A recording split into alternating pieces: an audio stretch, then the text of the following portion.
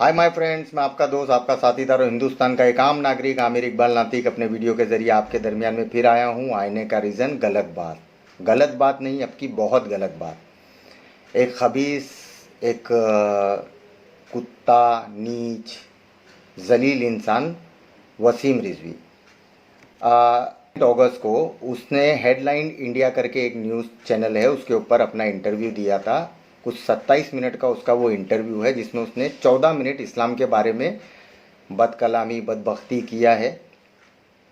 और उसके बाद का पॉलिटिकल है। तो एज ए मुस्लिम मेरे को उसको जवाब देना है। हाँ, मैं मुस्लिम स्कॉलर नहीं हूँ कि मैं कुरान के बारे में इतनी डीप जानूँ, लेकिन मुसलमान होने के नाते बेसिक नॉलेज मेरे पास होना चाहिए कि कभी कोई मेरे धर्म के बारे में बात करे तो मैं उसको ये बता सकूं कि हाँ भाई, ये सही है और ये गलत है।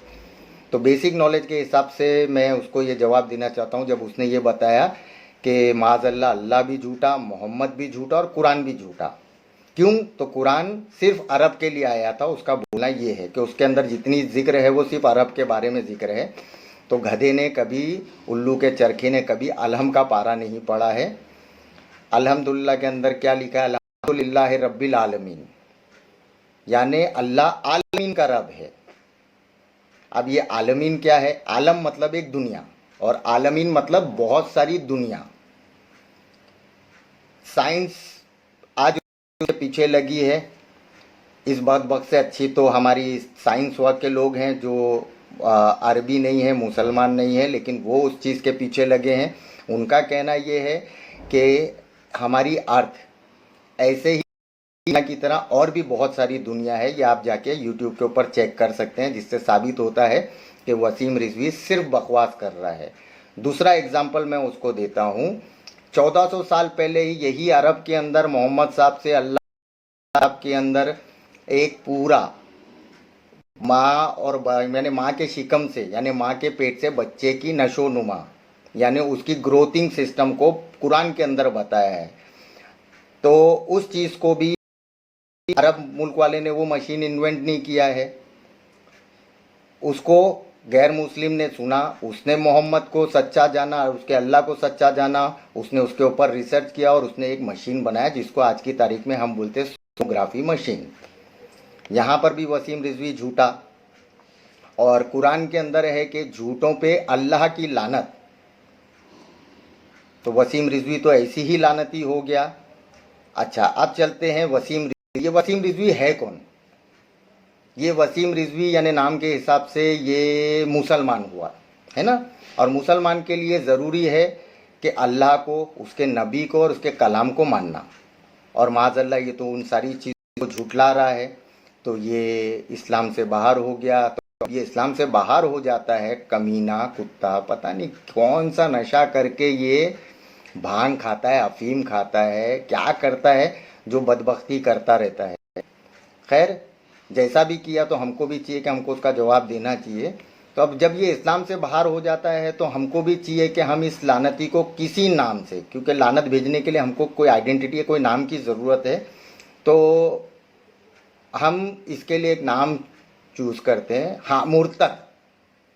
मुर्तद का मतलब बाहर कर देना, इस्लाम से बाहर कर देना, और ये बाहर हो चुका है। अब रिजवी यानी इसकी पहचान, रिजवी बोलेंगे तो ये सैयद हुआ। सैयद मतलब आले रसूल। आले रसूल यानी औलाद रसूल। जब ये रसूल को ही झुठला रहा है तो ये उनकी आल में से नहीं है। तो अब ये किसकी आल में से है, ये किसकी औलादों में से है? तो मेरे को यजीद अच्छा लग रहा है, तो हम इसको बोलते हैं मुर्तद यजीदी। अब यजीद क्यों, वो भी सुन लीजिए। क्योंकि यजीद एक जालिम बादशाह था। हिस्ट्री में गूगल पे आप जाएंगे, यूट्यूब पे जाएंगे, जहाँ पर भी जाके आप चेक करेंगे तो यजीद की पूरी हिस्ट्री मिलेगी कि बड़ा कमीना, जालिम, मक्कार इंसान था। और ये हराम चीज़ों को हलाल और हलाल को हराम करता था। इसने नवासे रसूल इमाम हुसैन से बैत मांगी थी। इमाम हुसैन ने इसकी बैत नहीं की, क्योंकि ये सारी गंदी चीज़ों को अच्छा और अच्छी चीज़ों को बुरा मानने पे तुला हुआ, मनवाने पे तुला था।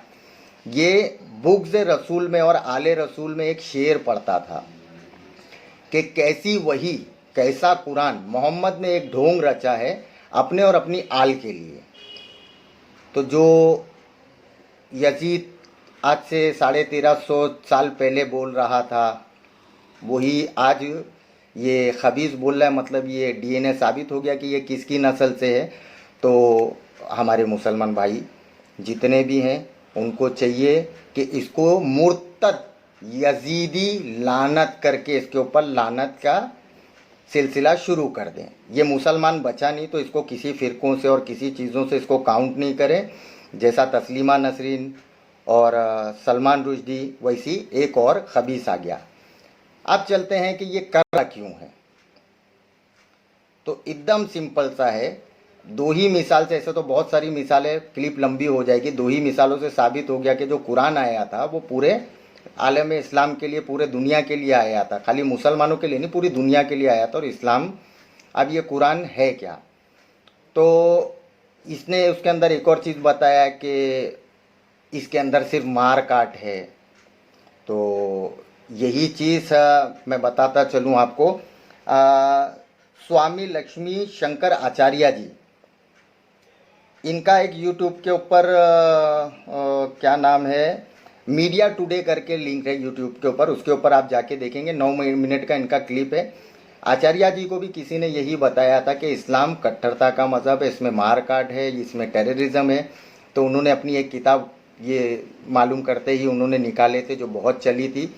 उनका बोलना है कि फिर मुझे किसी ने, यानी कोई एक बिजनेसमैन ने बताया कि आचार्य जी आप इसके बारे में और लिखें और इस्लाम के ऊपर गलत बातें बताएं कि क्या इसके अंदर चलता है। तो वो बोलते हैं कि जब मैंने कुरान का अध्ययन किया, यानी कुरान को पढ़ा, तो उसमें कहीं भी मेरे को आतंकवाद नहीं दिखा, सिर्फ और सिर्फ इंसानियत, मजलूमियत, मासूमियत दिखी है, एक अच्छा मैसेज दिखा है।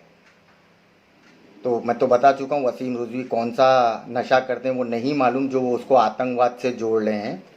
दूसरा, फिर इन्होंने हमारे हिंदुस्तान के अंदर हमारे गैर मुस्लिम भाइयों को, ख़ासकर हिंदू भाइयों को बताया कि भाई ये मुसलमान अपनी पॉपुलेशन बढ़ा के हिंदुस्तान पे कब्ज़ा करना चाहते हैं, और फिर एक टाइम ऐसा आएगा कि हिंदू भाई बोलेंगे मुसलमानों से कि हम हिंदुस्तान में रहने की जगह दो। उसके ऊपर मैं विनय दुबे जी, जो मुंबई के हैं, उनका शुक्रिया अदा करूंगा। एक साल पहले उन्होंने अनीस भारती करके यूट्यूब चैनल है, उसके ऊपर उन्होंने इस चीज़ का खुलासा किया, और वो भी रेफरेंस दिया एबीपी न्यूज़ रिपोर्ट के हिसाब से। तो अगर आप लोग वो देख लेंगे तो आपको साबित हो जाएगा कि यहाँ पर भी वसीम रिजवी झूठ फैला रहा है। अब ये वसीम रिजवी का इंटेंशन क्या है, तो हमारे हिंदुस्तान की गंगा जमुना तहजीब को डैमेज करना। अच्छा, ये अकेला नहीं है, क्योंकि जब भी कोई इंसान किसी चीज़ के लिए पढ़ता है, ये कोई बहुत बड़ा इस्लामिक स्कॉलर नहीं है, मतलब इसके पीछे कोई लोग हैं जो बैठे हैं, यानी पीछे कोई है। आज उस पर्दे के पीछे वालों को भी मैं बेनकाब करूंगा, क्योंकि ये पर्दे के पीछे वाले अब अपनी चप्पल और जूते उठा लें कि वसीम रिजवी जैसे बेवकूफ़ को आपने ये किरदार दिया था, आप इसके सर के ऊपर बेशुमार मारे कि आप लोगों के लिए वसीम रिजवी है। अब मेरे लिए तो वो मुर्तद यजीदी, और इस्लाम के लिए भी वो मुर्तद यजीदी ही रहेगा, लेकिन आप लोगों के लिए वसीम रिजवी है, तो जूते चप्पल वसीम रिजवी पे मारने के लिए तैयार रहें। और मैं आपको भी पूरी कोशिश करूंगा, क्योंकि इसने जितनी चीज़ें बोला, वो कुरान के बारे में गलत बोला, मोहम्मद साहब के बारे में गलत बोला, खुदा के।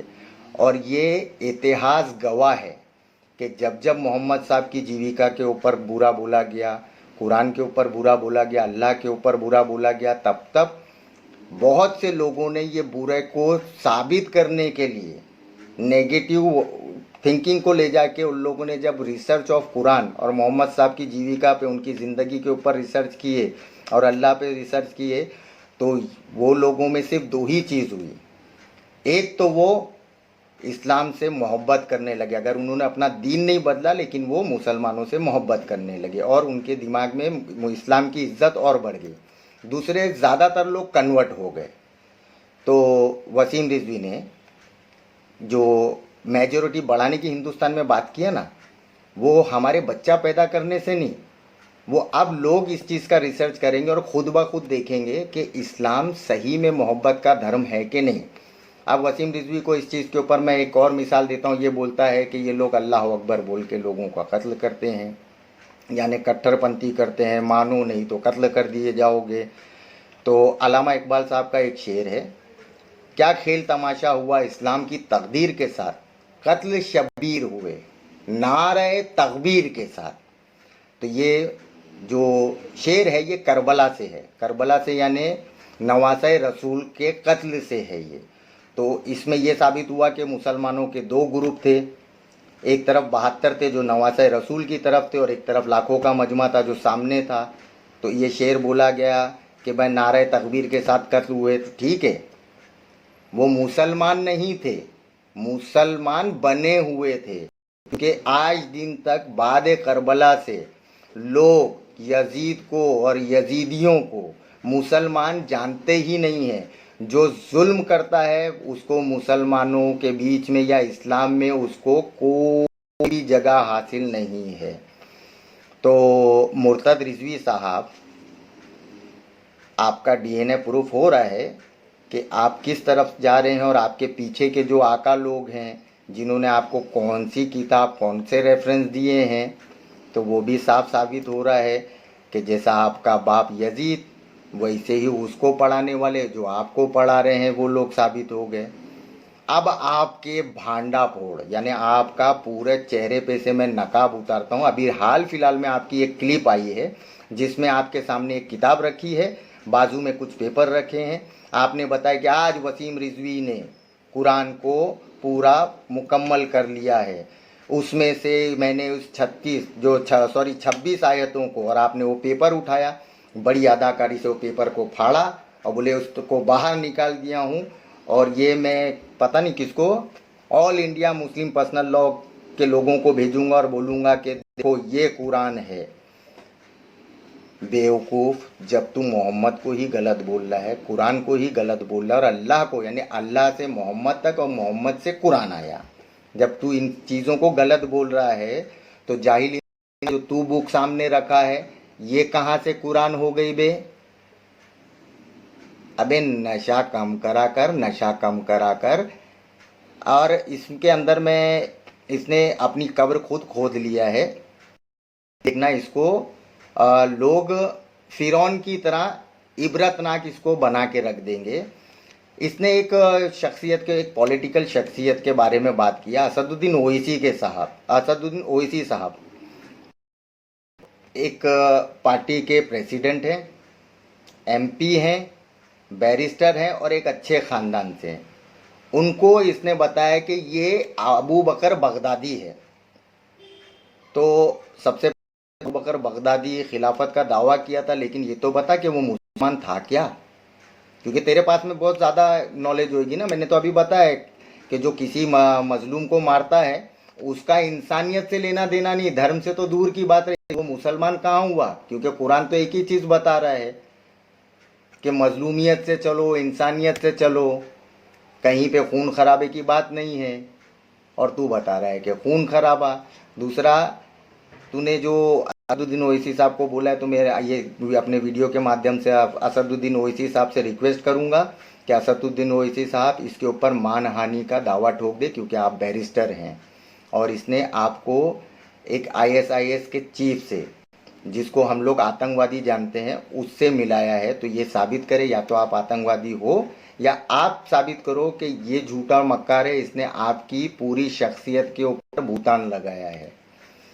प्लीज़ मेरे इस वीडियो को अगर आप लोग अच्छा समझते हैं तो आगे फॉरवर्ड करिए, क्योंकि ज़रूरी है। और बच्ची 26 आयतों की बात, तो मैंने बताया कि मैं स्कॉलर नहीं हूँ, लेकिन जो कुरान के स्कॉलर हैं इंशाल्लाह वो इसको ज़रूर जवाब देंगे, क्योंकि ये किताब आलम इस्लाम के लिए नहीं, पूरी इंसानियत के लिए उतरी थी।